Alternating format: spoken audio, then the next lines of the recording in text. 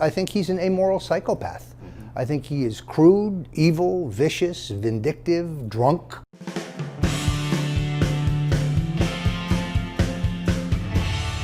Hi, I'm Nick Gillespie with Reason TV, and today we're sitting down with Roger Stone, the well-known political operative and the author most recently of a fascinating new book, The Man Who Killed Kennedy, The Case Against LBJ. Roger, thanks for talking to us. Great to be here. So in the beginning of the book, you say, to delve into the Kennedy assassination, and the 50th anniversary is coming up in a few weeks, is to lay down with kooks and nuts. Why are you doing this now? Well, the whole term conspiracy theorist, that's a pejorative. That's what the mainstream media uses to denigrate anyone who questions the government's version of virtually anything. Look, I don't believe that UFOs landed in Roswell, New Mexico. I don't believe the attack on America on 9/11 was an inside job. I'm really not a conspiracy guy. So I'm not talking conspiracy, I'm talking facts. And I think Lyndon Johnson had unique motive, means, and opportunity to kill John Kennedy, and I think he participated in a plot to do so. Okay, briefly outline the case against LBJ. And, sure. One of the things that is fascinating about the book is that it's a rich compilation of existing scholarship and kind of resynthesized work about really the kind of disastrous and awful personal lives, but also political lives of JFK as well as LBJ. You tie LBJ to, what, 8 murders? 8 murders prior to John F. Kennedy. Okay. At least 8. Now, not including his own sister, who he may have killed. Okay. Who's buried without an autopsy. What's the case against LBJ? First of all, I do think he's a serial murderer. I think that there is a long trail of murders pertaining to the cover-up of epic corruption. I mean, corruption of biblical proportions.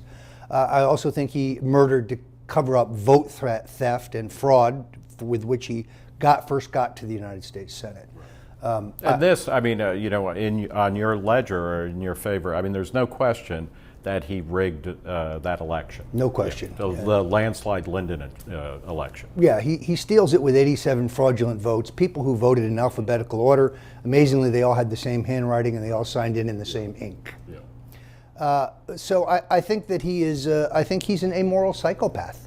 I think he is crude, evil, vicious, vindictive, drunk. One of the things that is genuinely fascinating about the book is the way that you tie organized crime to Nixon, but especially JFK and Lyndon Johnson in various ways.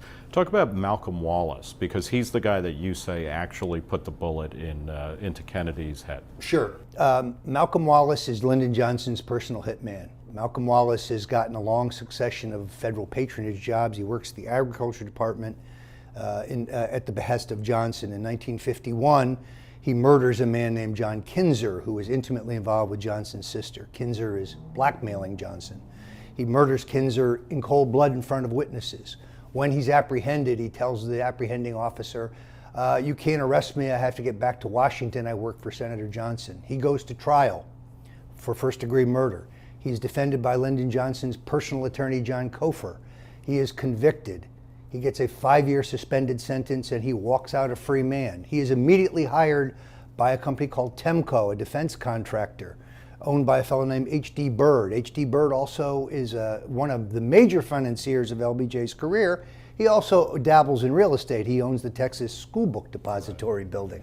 Talk a little bit about, one of the things that's fascinating about Kennedy assassination theories is that you've always got everybody has to hustle Lee Harvey Oswald off the stage immediately, because Oswald is, an obvious, gunman. He's a Marine. He defects to the Soviet Union. He's a Marxist. He's a pro-Castro guy. Right. But he's there, right? He's there that day. Yes, he's definitely there, but he's a patsy. He's the fall guy. First of all, his communist background is fabricated.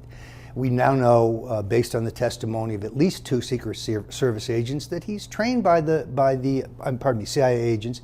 He's trained by the CIA in a defector program. He goes to Russia. He's there.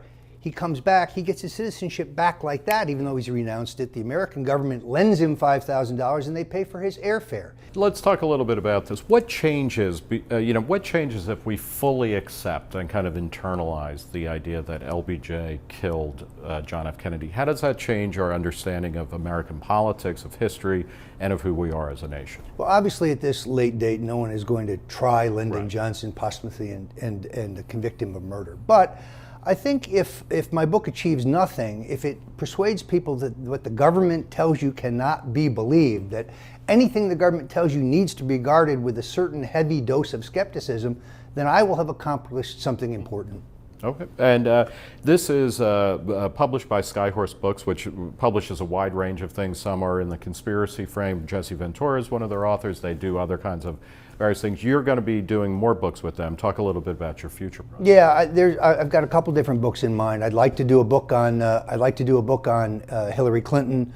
I don't believe Chelsea Clinton. I believe Chelsea Clinton is the daughter of Webb Hubbell and Hillary Clinton, and I'm going to try to prove that in print. Okay, well, that onward and upward then. Yes. So thank you, Roger Stone. The new book is The Man Who Killed Kennedy, The Case Against LBJ. It is a fascinating read. Like I said, I'm not fully persuaded, but I enjoyed every page, and I've been flipping back and forth through it. So thank you very much, Roger. Thanks for having me. For Reason TV, I'm Nick Gillespie.